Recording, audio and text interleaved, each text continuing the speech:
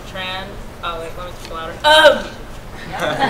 Good job. My name is Cassandra Tran. I play the ukulele. Oh wait, wrong workshop. My bad. My name is Cassandra Tran. I'm with VELA, the Vietnamese American Young Leaders Association, and Okay, I'm Lynn. I'm also part of VELA, and so I'll do an introduction for VELA. So she already said the name. So VELA is a nonprofit youth-led organization. It started in 2006 in New Orleans East. What we do is that we help the youth in our community gain a voice and become leaders. So we have like campaigns and programs to give the youth the opportunity to advocate for themselves, such as the Raise Your Hand campaign, which goes for education equity, and we have a health campaign called Ensuring Our Family a Healthy Future campaign.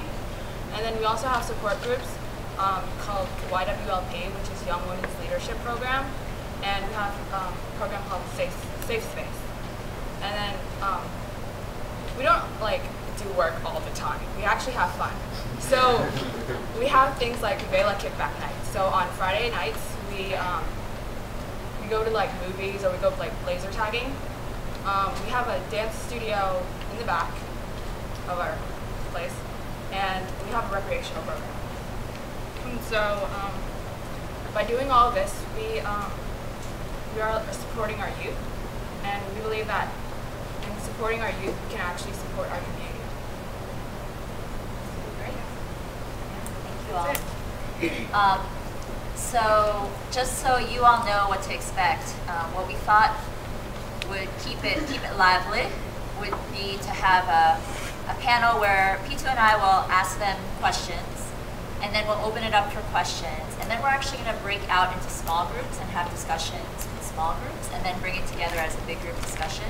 So that's the flow, and feel free, actually, yeah, if you have a burning question, feel free to raise your hands, and otherwise we'll have that question period right after we go first and ask our questions.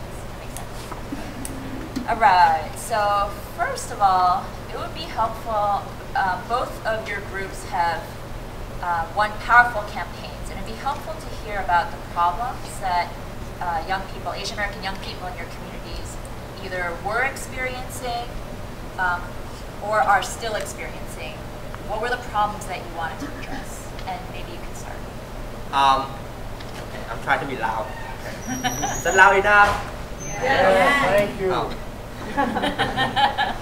So Asian American youth in Philadelphia, there's problem facing, but like the problem that we will try to put out, we try to push the public and put everyone to recognize that there is bias violence. Youth, Asian American youth in Philadelphia is facing a massive bias violence institutionally, and specifically in the education system. And one big example that I could give is that, like I mentioned, the mass attack on December 3rd, 2009 at South Philadelphia High School, that they were attacked because they were Asian immigrant, recently came to school, and that school don't recognize that attackers. And that's a big problem, not that we have facing the violence, but like we're facing the denial of our struggle by the institution. And that's the problem that points back, and that's like the struggle we fight. And actually, just could you say a little bit more about specifically, like what would students face when you say violence? Like what happened? The students were attacked based on primarily dealing with their identity. So for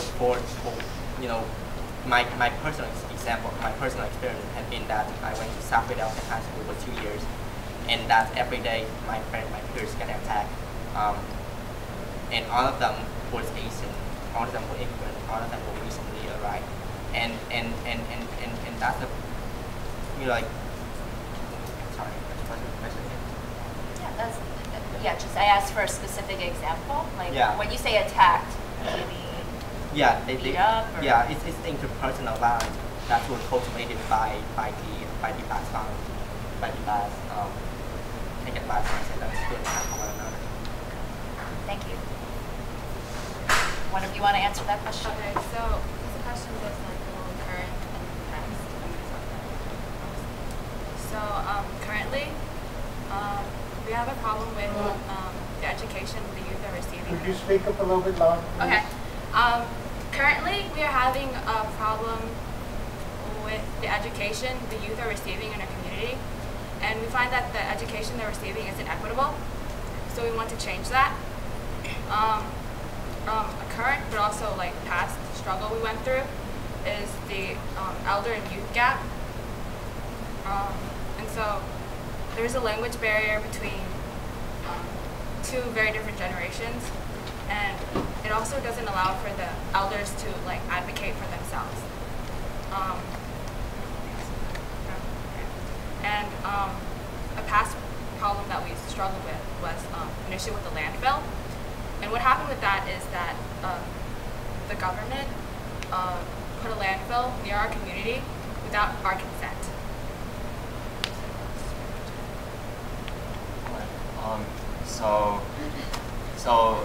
First we asked them what were their problems that they had to face, and now we're going to be asking them about some of the campaign victories that they went through and how they addressed the problem. So if you guys didn't hear me, tell a story of a campaign victory that you had in. Tell a story of a campaign victory and how you had to address the problem. You want to answer first? It doesn't matter. Sandra, you haven't spoken yet? Yeah, because Okay, I'll speak. Story time, ladies and gentlemen, story time. Okay, this is my favorite story.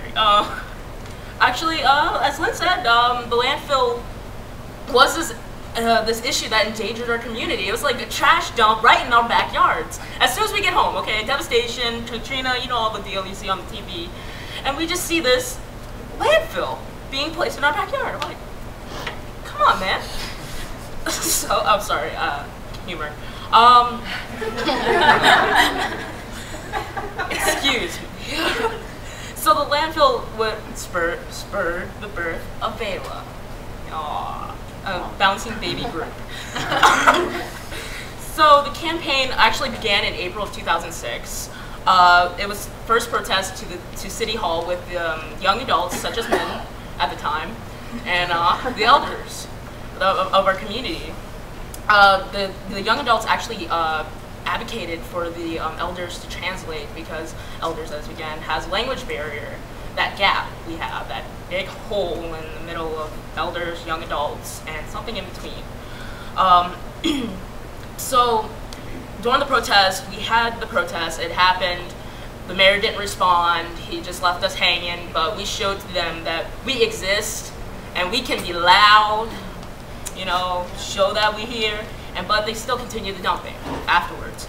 So later on into July 2006, Vela decides to hold a social event called the Vela Social, which is a sports tournament and talent showcase for the youth. That missing gap was actually the missing voice of the young people, yo. It's the young peeps that were missing here, and that'd be a great way to recruit them, get them interested on the topic.